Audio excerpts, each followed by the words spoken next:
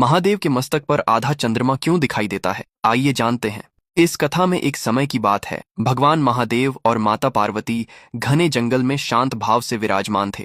चारों ओर गहन निस्तब्धता थी। तभी अचानक एक अद्भुत और तीव्र प्रकाश उन दोनों पर पड़ने लगा। यह प्रकाश इतना प्रबल था कि पूरा वन उस उजाले से आलोकित हो उठा। माता पार्वती ने आश्चर्य से महादेव से पूछा, हे प्रभु, यह तेजस्वी प्रकाश कहाँ से आ रहा है? महादेव मुस्कुराकर बोले, हे देवी, इस रहस्य का पता तुम स्वयं लगा सकती हो। महादेव की आज्ञा पाकर माता पार्वती उस प्रकाश के स्रोत की खोज में निकल पड़ी।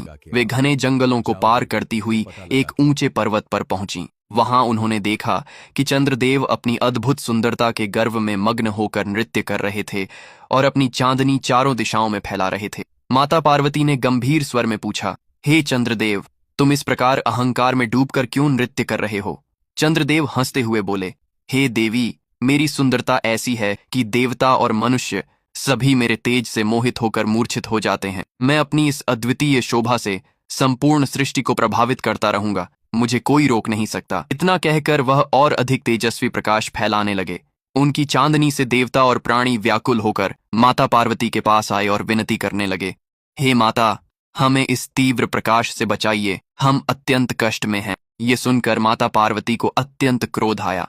उन्होंने चंद्रदेव से कहा, हे मूर्ख, तुम्हें यह शक्ति सृष्टि के कल्याण और शीतलता प्रदान करने के लिए दी गई है, न कि दूसरों को कष्ट देने के लिए। तुम अपने कर्तव्य को भूलकर अहंकार में डूब गए हो, इसलिए तुम्हें इसका दंड अवश्य मिलेगा। किंतु चंद्रदेव अपनी हठ और अभिमान में अडिग रहे और हंसते हुए बोले, आप मेरा कुछ नहीं बिगाड़ सकती।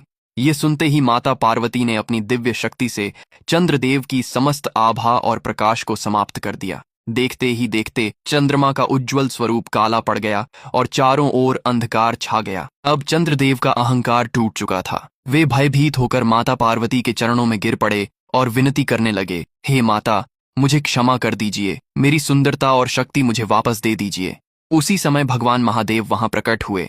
उन्होंने करुणा से चंद्रदेव की ओर देखा और माता पार्वती से कहा, हे देवी, तुम तो करुणामयी हो, जो भटक जाए उसे सही मार्ग दिखाना ही तुम्हारा धर्म है, इसे क्षमा कर दो। महादेव के वचनों का सम्मान करते हुए माता पार्वती ने कहा, मैं इसे क्षमा तो करती हूँ, परंतु इसके अभिमान का चिन्ह सदा बना रहेगा। इसकी कांति पूर्ण रूप से कभी नहीं रहेगी। यह केवल पूर्णिमा के दिन ही पूर्ण रूप में दिखाई देगा, अन्यथा इसका तेज घटता बढ़ता रहेगा। चंद्रदेव ने पुनः विनती की, हे माता, मैं अपनी यह काली छाया लेकर कहाँ जाऊं? तब माता पार्वती ने स्नेहपूर्वक कहा, तुम मेरे पुत्र के समान हो, इसलिए मैं तुम्हें महादेव की जटाओं में स्थान देती हूँ।